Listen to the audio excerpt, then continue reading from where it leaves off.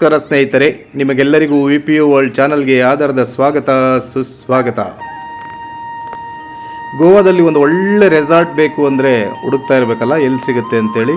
ನೀವು ಸೌತ್ ಗೋವಾಗೆ ಬಂದುಬಿಟ್ರೆ ಒಂದು ಬ್ಯೂಟಿಫುಲ್ ರೆಸಾರ್ಟ್ ಇದೆ. 37 ಎಕರೆ ಜಾಗದಲ್ಲಿ ಈ ರೆಸಾರ್ಟನ್ನು ಕಟ್ಟಿದ್ದಾರೆ.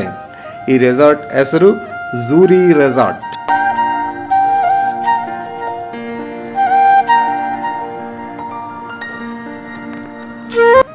ಸ್ನೇಹಿತರೆ, ಈ ರೆಸಾರ್ಟ್ನಲ್ಲಿ ಏನಿದೆ ಏನಿಲ್ಲ ಇದು ಸಂಪೂರ್ಣ ವಿವರಣೆಯನ್ನು ನೋಡ್ಕೊಂಡು ಬರೋಣ ಬನ್ನಿ. ಒಂದು ರೌಂಡು ಈ ರೆಸಾರ್ಟನ್ನು ಸುತ್ತಾಡ್ಕೊಂಡು ಬರೋಣ ಬನ್ನಿ. ಈ ಝೂರಿ ವೈಟ್ ಸ್ಯಾಂಡ್ ರೆಸಾರ್ಟ್ ಇರೋದು ಸೌತ್ ಗೋವಾದಲ್ಲಿ. ಗೋವಾದಿಂದ 40 ಕಿಲೋಮೀಟರ್, ಅಂದರೆ ಪಂಜಿಮಿಂದ 40 ಕಿಲೋಮೀಟರ್ ದೂರದಲ್ಲಿ ಇದೆ. ನಿಮಗೆ ಗೋವಾ ಅಂತ ಅಷ್ಟೇ ಗೊತ್ತಾಗುತ್ತೆ, ಒಂದು ನಾರ್ತ್ ಗೋವಾ, ಒಂದು ಸೌತ್ ಗೋವಾ. ನಾರ್ತ್ ಗೋವಾದಲ್ಲಿ ಸಾಕಷ್ಟು ಬೀಚಸ್ ಇದೆ, ಸೌತ್ ಗೋವಾದಲ್ಲೂ ಇದೆ. But south Goa is somewhat com ಆಗಿರುತ್ತೆ. ನಾರ್ತ್ ಗೋವಾ ಸ್ವಲ್ಪ ಕ್ಲಮ್ಸಿ ಇರುತ್ತೆ, ಅಂದರೆ ಅಲ್ಲಿ ಜಾಸ್ತಿ ಕೂಡ ಪಬ್ಬು ಬಾರು ಅವೆಲ್ಲ ಜಾಸ್ತಿ ಇರ್ತವೆ. ಇಲ್ಲಿ ಸ್ವಲ್ಪ ಫ್ಯಾಮಿಲಿ ಓರಿಯೆಂಟೆಡ್ ನಿಮಗೆ ಆ ಥರ ಸಿಗುತ್ತೆ. ನಾನು ಈ ರೆಸಾರ್ಟ್ ಬಗ್ಗೆ ಹೇಳೋದಾದರೆ, one of the finest resort in the Goa ಅಂತೇಳಿ ಹೇಳಿದರೆ ತಪ್ಪಾಗಲಾರ್ದು. ಬನ್ನಿ, ಒಳಗಡೆ ಏನೆಲ್ಲ ಫೆಸಿಲಿಟಿ ಇದೆ ಏನಿದೆ ಅಂತೇಳಿ ನೋಡ್ಕೊಂಡು ಬರೋಣ ಸ್ನೇಹಿತರೆ. ಈ ರೆಸಾರ್ಟ್ ವರ್ಕಾ ಬೀಚ್, ಅಲ್ಲೊಂದು ಬೀಚ್ ಕೂಡ ಇದೆ, ಅದರ ಹೆಸರು ವರ್ಕಾ ಬೀಚ್ ಅಂತೇಳಿದೆ. ಆ ಸಮುದ್ರದ ಸೌಂದರ್ಯ ಮತ್ತು ಹಸಿರು ಪರಿಸರ, ಹಾಗೆ ಇದರಲ್ಲಿ ಏನಿದ್ರೆ ದೊಡ್ಡ ಸ್ವಿಮ್ಮಿಂಗ್ ಪೂಲ್ ಕೂಡ ನೀವು ಇದನ್ನು ನೋಡ್ಬೋದು ಸ್ನೇಹಿತರೆ. ಉತ್ತಮವಾದ ರೂಮ್ಸ್ ಇದೆ, ರೆಸ್ಟೋರೆಂಟ್ ಫೆಸಿಲಿಟಿ ಇದೆ, ಸ್ಪಾ ಇದೆ, ಆಮೇಲೆ ರಿಕ್ರಿಯೇಷನ್ ಫೆಸಿಲಿಟೀಸ್ ಇದ್ದಾವೆ. ಇವೆಲ್ಲವೂ ಕೂಡ ಏನು ಮಾಡುತ್ತೆ ಅಂದರೆ ಪ್ರವಾಸಿಗರನ್ನ ಆಕರ್ಷಣೆಗೆ ಒಳಪಡಿಸುತ್ತೆ. ಇವತ್ತು ನಮ್ಮ ವಿಡಿಯೋದಲ್ಲಿ ರೆಸಾರ್ಟ್ ಒಳಗಡೆ ಏನೆಲ್ಲ ಫೆಸಿಲಿಟೀಸ್ ಇವೆ, ರೂಮ್ಸ್ ಹೇಗಿವೆ, ಸ್ವಿಮ್ಮಿಂಗ್ ಪೂಲ್ ಹೇಗಿದೆ, ಫುಡ್ ರೆಸ್ಟೋರೆಂಟ್ ಹೇಗಿವೆ, ಬೀಚ್ ಆಕ್ಸಿಸ್ ಹೇಗಿದೆ, ಫ್ಯಾಮಿಲಿ ಒಂದಿಗೆ ಬಂದವರಿಗೆ ಏನು ಸೌಲಭ್ಯಗಳಿವೆ, ಮಕ್ಕಳಿಗೆ ಏನು ವ್ಯವಸ್ಥೆಗಳಿವೆ, ಸ್ಪಾ, ಜಿಮ್, ಎಂಟರ್ಟೈನ್ಮೆಂಟ್, ಈವೆಂಟ್ಸ್, ಈ ಬಗ್ಗೆ ನಾವು ಇವತ್ತು ವಿವರವಾಗಿ ನೋಡೋಣ ಬನ್ನಿ ಸ್ನೇಹಿತರೆ. ಮೊದಲನೇದಾಗಿ ನಾನು ನಿಮಗೆ ತಿಳಿಸೋದಾದರೆ ಲೊಕೇಶನ್ ಎಲ್ಲಿ ಬರುತ್ತೆ ಅಂತೇಳಿ ನಿಮಗೆ ತಿಳಿಸೋದಾದರೆ, Zuri white sand resort and casino ದಕ್ಷಿಣ ಗೋವಾದ ವರ್ಕಾ ಪ್ರದೇಶದಲ್ಲಿದೆ. ರೆಸಾರ್ಟ್ಗೆ ಪ್ರಮುಖ ಆಕರ್ಷಣೆ ಅಂದರೆ ಅಲ್ಲೊಂದು ಬೀಚ್ ಇದೆ, ಅದರ ಹೆಸರು ವರ್ಕಾ ಬೀಚ್ ಅಂತೇಳಿ. ಇದು ನೇರ ಆಕ್ಸಿಸ್ ಇದೆ, ಅಂದರೆ ಸಮುದ್ರಕ್ಕೆ ತುಂಬ ಹತ್ತಿರವಾಗಿರುವಂಥ ರೆಸಾರ್ಟ್ ಆಗಿರೋದ್ರಿಂದ ಅಲ್ಲಿ ಬೀಚು ಕೂಡ ಹೋಗಿ ಸ್ನಾನ ಮಾಡ್ಬೋದು, ಇಲ್ಲ ಅಂದರೆ ಸ್ವಿಮ್ಮಿಂಗ್ ಪೂಲ್ ಕೂಡ ಇದೆ. ಹಾಗೆಯೇ ಸಂಜೆ ಈ ಬೀಚ್ನಲ್ಲಿ ವಾಕ್ ಮಾಡೋರಿಗೆ ದೊಡ್ಡ ಒಂದು ಸುಂದರವಾದ ಅನುಭವ ಕೂಡ ಆಗುತ್ತೆ. ಒಂದೆಡೆ ಅರೇಬಿಯನ್ ಸಿ, ಮತ್ತೊಂದೆಡೆ ಹಸಿರು ಟ್ರಾಪಿಕಲ್ ಲ್ಯಾಂಡ್ಸ್ಕೇಪಿಂಗ್. ಈ ಕಾಂಬಿನೇಷನ್ಗೆ ರೆಸಾರ್ಟ್ ವಿಶೇಷವಾದ ಆಂಬಿಯನ್ಸ್ ಕೂಡ ನೀಡ್ತಾ ಇದೆ ಸ್ನೇಹಿತರೆ. ಮೊದಲಿಗೆ ನೀವು ರೆಸಾರ್ಟ್ ಎಂಟ್ರಿ ಆದ ತಕ್ಷಣ ನಿಮ್ಗೇನು ಕಾಣುತ್ತಂದರೆ, ಇದು ಸಾಮಾನ್ಯ ಹೋಟೆಲ್ ಅಲ್ಲ, ಲಕ್ಸುರಿ ಹಾಲಿಡೇ ರೆಸಾರ್ಟ್ ಅಂತ ಒಂದು ಅನುಭವ ನಿಮಗೆ ಬಂದೇ ಬರುತ್ತೆ. ಒಳಗೆ ಪ್ರವೇಶಿಸಾದಮೇಲೆ spacious lobby, seating areas, resorts, hospitality ಎಲ್ಲ ನಿಮಗೆ ಗಮನ ಸೆಳೆಯುತ್ತೆ. ಇದು especially family vacations, couple vacations, friends trip, business event, ಹೀಗೆ ವಿವಿಧ ರೀತಿಯ ಪ್ರವಾಸಿಗರಿಗೆ ರೆಸಾರ್ಟ್ ಸೂಕ್ತವಾಗಿ ಇರುತ್ತೆ ಅನ್ನೋದು ನನ್ನ ಭಾವನೆ ಸ್ನೇಹಿತರೆ. ಹಾಗೆ ರೂಮ್ಸು ಯಾವ ಥರ ಇದೆ ಅಂತೇಳಿ ನಾನು ಈ ವಿಡಿಯೋದಲ್ಲಿ ನಿಮಗೆ ತೋರಿಸಿದ್ದೀನಿ. ಈ ಮುಂದೆ ನಿಮಗೆ ಕಾಣುತ್ತೆ ಆ ರೂಮ್ಸ್ ಎಲ್ಲ ಯಾವ ಫೆಸಿಲಿಟೀಸ್ ಇದೆ ಅಂತೇಳಿ. ಇಲ್ಲಿ ವಿವಿಧ ಕ್ಯಾಟಗರಿಗಳ ರೂಮ್ಗಳು ನಿಮಗೆ ಲಭ್ಯವಿದೆ. ಇಲ್ಲಿ ಸೂಟ್ ರೂಮ್ ಕೂಡ ಇದೆ, ಸುಪೀರಿಯರ್ ರೂಮ್ ಇದೆ, ಪ್ರೀಮಿಯರ್ ರೂಮ್ ಇದೆ, ಡಿಲೆಕ್ಸ್ ರೂಮ್ ಇದೆ, ಎಕ್ಸಿಕ್ಯೂಟಿವ್ ಸೂಟ್ ರೂಮ್ ಇದೆ, ಝೂರಿ ಸೂಟ್ಸ್ ಮುಂತಾದ ಅಕಾಮಡೇಷನ್ ಆಪ್ಷನ್ ಕೂಡ ಇಲ್ಲಿ ನಿಮಗೆ ಲಭ್ಯವಿದೆ ಸ್ನೇಹಿತರೆ.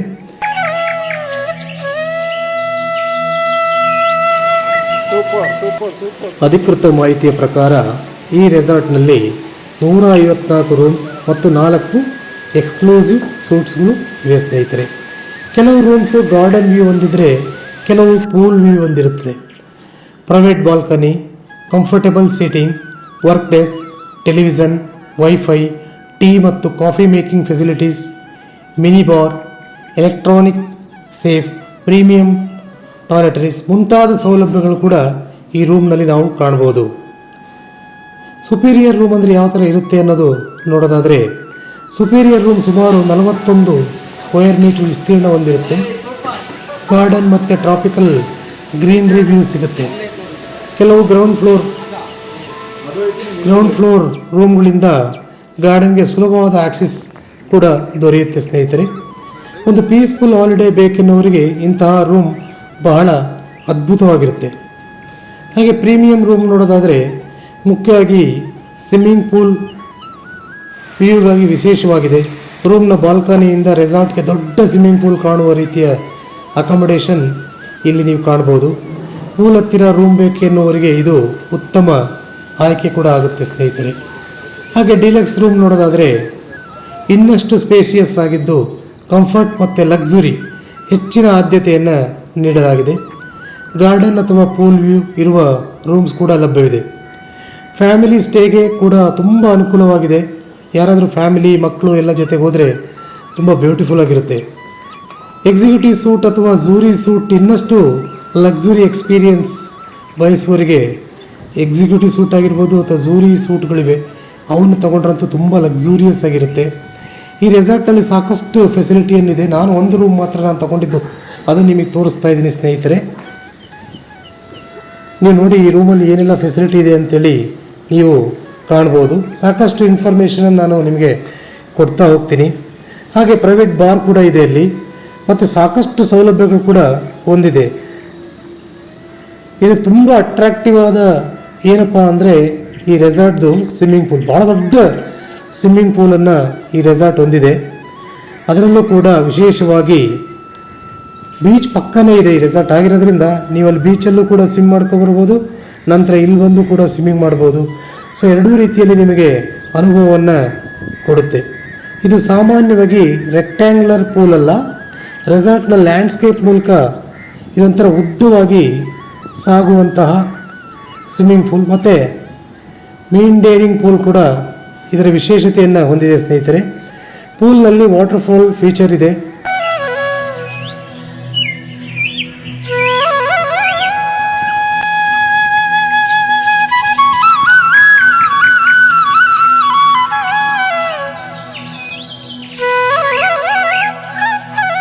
ಯೂಶ್ವಲಿ ಸ್ವಿಮ್ಮಿಂಗ್ ಪೂಲ್ ಅಂದರೆ ರೆಕ್ಟ್ಯಾಂಗ್ಯುಲರ್ ಶೇಪಲ್ಲಿ ಇರುತ್ತೆ, ಬಟ್ ಈ ಸ್ವಿಮ್ಮಿಂಗ್ ಪೂಲು ಒಂಥರ ಲ್ಯಾಂಡ್ಸ್ಕೇಪಿಂಗ್ ಶೇಪಲ್ಲಿದೆ.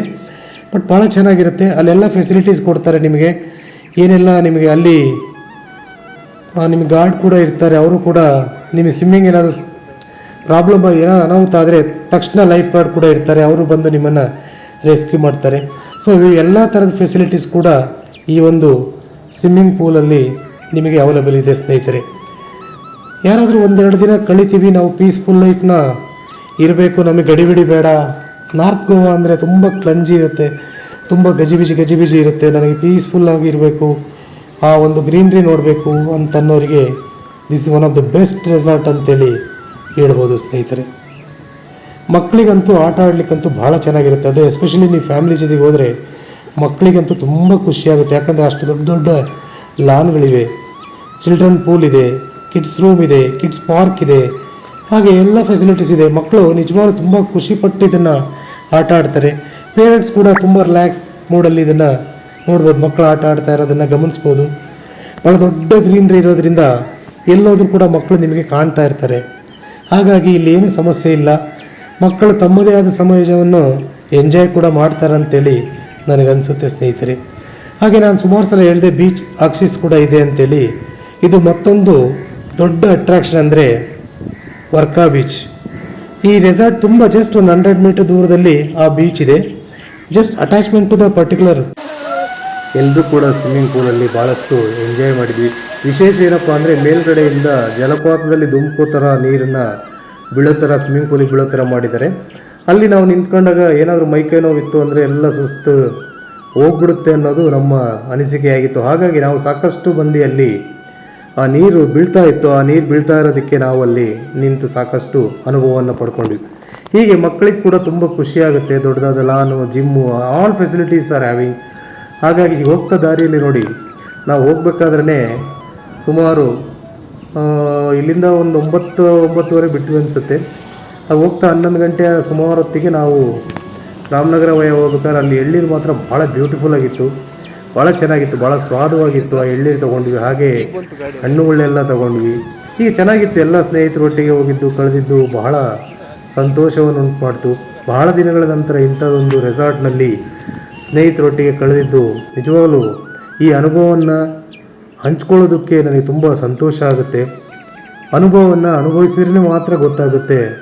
ಹಾಗಾಗಿ ಇದು ಖುಷಿಯಾಯಿತು. ತುಂಬ ಸ್ನೇಹಿತರು ಕೂಡ ತುಂಬ ಒಳ್ಳೆ ಆತ್ಮೀಯ ಸ್ನೇಹಿತರು, ಎಲ್ಲರೂ ಕೂಡ ಸಂತೋಷವಾಗಿ ನಮ್ಮನ್ನು ಕೂಡ ಅಷ್ಟೇ ಪ್ರೀತಿಯಿಂದ ಮಾತಾಡಿಸಿದರು. ಪ್ರೀತಿಯಿಂದ ನಮ್ಮನ್ನು ಕೂಡ ಅವರ ಒಟ್ಟಿಗೆ ಸೇರಿಸ್ಕೊಂಡು ನನ್ನೂ ಕೂಡ ಅವರು ಕರ್ಕೊಂಡೋಗಿದ್ದು ಕೂಡ ತುಂಬ ಸಂತೋಷ ಅನ್ನಿಸ್ತು ಸ್ನೇಹಿತರೆ.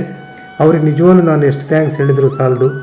ಹಾಗೆಯೇ ಇದು ನನಗಾದ ಅನುಭವವನ್ನು ನಿಮ್ಮ ಹತ್ರ ಹಂಚ್ಕೊಳ್ತಾ ಇದ್ದೀನಿ. ನಾನು ಸಾಕಷ್ಟು ವಿಷಯ ನಿಮಗೆ ರೆಸಾರ್ಟ್ ಬಗ್ಗೆ ಮಾಹಿತಿಯನ್ನು ಕೊಟ್ಟೆ, ಆದರೆ ರೆಸಾರ್ಟ್ನಲ್ಲಿ ನಾನು ತಂಗದಾಗ ನನಗಾದ ಅನುಭವವನ್ನು ಹೇಳಲಿಲ್ಲ. ನಿಜವಾಗ್ಲೂ ತುಂಬ ಚೆನ್ನಾಗಿತ್ತು.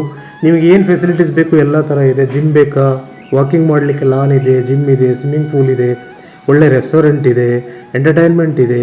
So everything is having. ಇನ್ನು ಒಂದೇ ಜಾಗದಲ್ಲಿ ನಿಮಗೆಲ್ಲ ಕೂಡ ಇದೆ. ಜಸ್ಟ್ 40 ಕಿಲೋಮೀಟರ್ ದೂರ ಇರೋದ್ರಿಂದ ಯಾವುದೇ ಗದ್ದಲ ಇಲ್ಲ. ಪಂಜಿಮಿಂದ ಮೈನ್ ಸಿಟಿ ಪಂಜಿಮಿಂದ 40 ಕಿಲೋಮೀಟರ್ ದೂರ ಇದೆ ಸೌತ್ ಗೋವಾ. ಸೊ ಅಲ್ಲಿ ಪೀಸ್ಫುಲ್ ಇರುತ್ತೆ. ಯಾಕಂದರೆ ಅಲ್ಲಿ ಯಾವುದೇ ಕೂಡ ನಿಮಗೆ ಕ್ಲಬ್ ಆಗಲಿ ಡಿಸ್ಕೋಸ್ ಆಗಲಿ ಯಾವೂ ಇಲ್ಲ. ಓನ್ಲಿ ಫ್ಯಾಮಿಲಿ ಓರಿಯೆಂಟೆಡ್ ರೆಸಾರ್ಟ್ ಇದು. ಹಾಗಾಗಿ ಭಾಳ ಚೆನ್ನಾಗಿರುತ್ತೆ. 1-2 ದಿನ ಶಾಂತ ರೀತಿಯಿಂದ ಕಳೀಲಿಕ್ಕೆ ಅನುಕೂಲ ಆಗುತ್ತೆ. ಹಾಗೆ ಮಳೆ ಬರಲಿಲ್ವಾ ಅಂತೇಳಿ ನಿಮ್ಗೆ ಅನಿಸ್ಬೋದು. ನಮಗೆ ಅಲ್ಲಿ ಮಳೆ ಇರಲಿಲ್ಲ. ಹೋಗ್ತಾ ಈ ವೆಸ್ಟರ್ನ್ ಘಾಟಲ್ಲಿ ಮಳೆ ನಮಗೆ ಸಿಕ್ತು ಸ್ನೇಹಿತರೆ. ನೀವು ಅದನ್ನು ಕಾಣ್ಬೋದು, ವಿಡಿಯೋದಲ್ಲಿ ತೋರಿಸಿದ್ದೀನಿ. ಯಾಕಂದರೆ ವೆಸ್ಟರ್ನ್ ಘಾಟಲ್ಲಿ ಯಾವಾಗಲೂ ಕೂಡ ನಾವು ಅಲ್ಲಿಂದ ಹಾದು ಹೋಗ್ಬೇಕಾದ್ರೆ ನಮಗೆ ಮಳೆ ಸಿಗುತ್ತೆ. ಅದು ಬಿಟ್ಟರೆ ಮುಂದಕ್ಕೆ ಹೋಗ್ಬಿಟ್ರೆ ಮತ್ತೆ ಮಳೆ ಇರೋದಿಲ್ಲ. ಈ ಸಲ ಮಳೆ ತುಂಬ ಕಡಿಮೆನೇ ಇದೆ ಎಲ್ಲ ಕಡೆಯೂ ಕೂಡ. ಎಸ್ಪೆಷಲಿ ನಮ್ಮ ಕರಾವಳಿ ಭಾಗದಲ್ಲೂ ಮಳೆ ಆಗಬೇಕಾಗಿತ್ತು, ಬಟ್ ತುಂಬ ಕಡಿಮೆ ಇದೆ. ಬಟ್ ಏನೇ ಆಗಲಿ, ಈ ಒಂದು ಮಳೆಗಾಲದಲ್ಲಿ ಆದ ಅನುಭವ, ಆ ರೆಸಾರ್ಟ್ನಲ್ಲಾದ ಅನುಭವ ಮತ್ತು ರೆಸಾರ್ಟಲ್ಲಿರುವಂಥ ಫೆಸಿಲಿಟೀಸು ಇವೆಲ್ಲವೂ ಕೂಡ ತುಂಬ ಮನಸ್ಸಿಗೆ ಏನೋ ಒಂಥರ ಸಂತೋಷವನ್ನು ಉಂಟು ಮಾಡ್ತು. ಎಲ್ಲ ನನ್ನ ವೀಕ್ಷಕರ ಜೊತೆ ಹಂಚ್ಕೋಬೇಕು ಅಂತೇಳಿ ನಾನು ಈ ವಿಡಿಯೋವನ್ನು ಮಾಡಿದ್ದೀನಿ ಸ್ನೇಹಿತರೆ. ತಾವಿಷ್ಟೇ ಯಾರೆಲ್ಲ ಈ ವಿಡಿಯೋನ ಸಬ್ಸ್ಕ್ರೈಬ್ ಮಾಡಿಲ್ಲ, ಸಬ್ಸ್ಕ್ರೈಬ್ ಮಾಡ್ಕೊಂಡು ನೋಡಿ. ಆಲ್ರೆಡಿ ಸಬ್ಸ್ಕ್ರೈಬ್ ಮಾಡಿದರೆ ಮತ್ತೆ ಸಬ್ಸ್ಕ್ರೈಬ್ ಮಾಡೋಕ್ಕೆ ಹೋಗಬೇಡಿ. ಜಸ್ಟ್ ವಿಡಿಯೋನ ನಿಮ್ಮ ಸ್ನೇಹಿತರೊಟ್ಟಿಗೆ ಹಂಚ್ಕೊಳ್ಳಿ. ತಾವು ಏನಾದರೂ ಇಂಥ ರೆಸಾರ್ಟ್ ನೋಡ್ತಾ ಇದ್ದರೆ ದಯವಿಟ್ಟು ಈ ರೆಸಾರ್ಟ್ ಚೆನ್ನಾಗಿದೆ ಅನ್ನೋದು ನನ್ನ ಅನಿಸಿಕೆಯಾಗಿದೆ ಸ್ನೇಹಿತರೆ.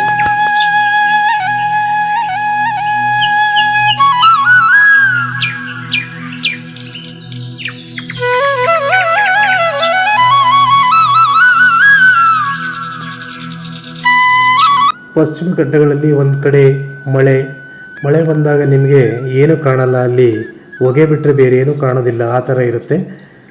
ಸ್ವಲ್ಪ ಮುಂದೆ ಬಂದರೆ ನೋಡಿ ಯಾವ ರೀತಿ ಕಾಣುತ್ತೆ. ಸೂರ್ಯನ ಕಿರಣಗಳು ಭೂಮಿಗೆ ಬೀಳಬೇಕಾದ್ರೆ ಹಚ್ಚ ಹಸಿರು ಯಾವ ರೀತಿ ಅದು ಕಂಗೊಳಿಸ್ತಾ ಇದೆ ಅಂತೇಳಿ ನೀವು ವಿಡಿಯೋದಲ್ಲಿ ನೋಡ್ಬೋದು ಸ್ನೇಹಿತರೆ. ಹಾಗೆಯೇ ನಾವು ಸುಮಾರು ದೂರ ಬಂದ ಮೇಲೆ ಒಂದು ಟೀ ಕುಡಿಬೇಕಂತೇಳಿ ಅನಿಸ್ತು ನಮಗೆ. ಹಾಗಾಗಿ ನಾವು ಅಲ್ಲೊಂದು ಪಾರ್ಕ್ ಮಾಡಿ ಒಂದು ಚಹಾ ವಿರಾಮವನ್ನು ತಗೊಂಡ್ವಿ. ಹೀಗೆ ಹೋಗ್ತಾ ದಾರಿಯಲ್ಲಿ ಏನೆಲ್ಲ ಇದೆ, ನಾವು ಏನೇನು ಮಾಡಿದ್ದೀವಿ ಅನ್ನೋದು ಕೂಡ ನಿಮಗೆ ತೋರಿಸ್ತಾ ಹೋಗ್ತೀನಿ ಸ್ನೇಹಿತರೆ. ಅಲ್ಲಿ ಚಹಾ ಕೂಡ ಚೆನ್ನಾಗಿತ್ತು. ಮೊದಲೇ ತಣ್ಣಗೆ ಗಾಳಿ ಇತ್ತು, ಜೊತೆಗೆ ಒಳ್ಳೆಯ ಸ್ನೇಹಿತರ ಬಳಗ ಇತ್ತು.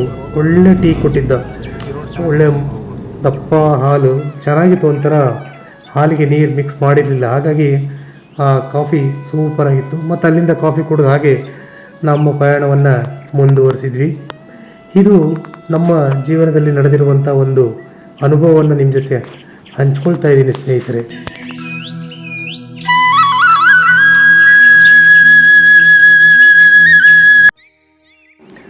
ಅನುಭವ ಯಾವಾಗಲೂ ಅದನ್ನು ಅನುಭವಿಸಿದವ್ರಿಗೆ ಅದು ಗೊತ್ತಾಗುತ್ತೆ. ಬಟ್ ಯಾವ ರೀತಿ ಅವರು ಅದನ್ನು ನೋಡ್ತಾರೆ ಅನ್ನೋದು ಭಾಳ ಇಂಪಾರ್ಟೆಂಟ್ ಆಗುತ್ತೆ. ಯಾವುದೇ ಒಂದು ವಸ್ತುವನ್ನು ಒಬ್ಬರು ಒಂಥರ ಬೇರೆ ಬೇರೆ ರೀತಿಯಲ್ಲಿ ನೋಡ್ತಾರೆ. ನಾನು ಈ ರೆಸಾರ್ಟನ್ನು ಒಂದು ಪ್ರಕೃತಿ ಥರ ನಾನು ನೋಡ್ತೀನಿ, ಬೇರೆಯವರು ಬೇರೆ ಥರ ನೋಡ್ತಾರೆ. ನನಗೆ ಆದ ಅನುಭವವನ್ನು ನಾನು ಹಂಚ್ಕೊಳ್ತಾ ಇದ್ದೀನಿ. ನನಗೆ ಯೂಶ್ವಲಿ ಪ್ರಕೃತಿ ಅಂದರೆ ತುಂಬ ಇಷ್ಟ. ಗಿಡ ಮರ ಪ್ರಾಣಿ ಪಕ್ಷಿಗಳಂದರೆ ತುಂಬ ಇಷ್ಟ. ಹಾಗಾಗಿ ನಾನು ಯಾವಾಗಲೂ ಕೂಡ ಟ್ರಾವೆಲ್ ಮಾಡಬೇಕಾದ್ರೆ ಈ ಗ್ರೀನ್ರಿ ಮಧ್ಯೆ ಹೆಚ್ಚಿಗೆ ನಾನು ಟ್ರಾವೆಲ್ ಮಾಡ್ತೀನಿ. ಹಾಗಾಗಿ ನನಗೆ ಇಷ್ಟ ಆಗಿದ್ದನ್ನು ನಿಮ್ಮ ಜೊತೆ ಹಂಚ್ಕೊಳ್ತಾ ಇದ್ದೀನಿ ಸ್ನೇಹಿತರೆ. ತಮಗೂ ಕೂಡ ಈ ರೀತಿ ಗ್ರೀನ್ರಿ ಇಷ್ಟ ಆಗುತ್ತೆ ಅಂತೇಳಿ ನಾನು ಭಾವಿಸ್ತೀನಿ. ಯಾರಿಗೆಲ್ಲ ಈ ವಿಡಿಯೋ ಇಷ್ಟ ಆಯಿತು ದಯವಿಟ್ಟು ಲೈಕ್ ಮಾಡಿ, ಕಮೆಂಟ್ ಮಾಡಿ, ಶೇರ್ ಮಾಡಿ. ಹಾಗೆಯೇ ನಿಮ್ಮ ಸ್ನೇಹಿತರೊಟ್ಟಿಗೆ ಹಂಚ್ಕೊಳ್ಳೋದನ್ನು ಮರಿಬೇಡಿ ಸ್ನೇಹಿತರೆ.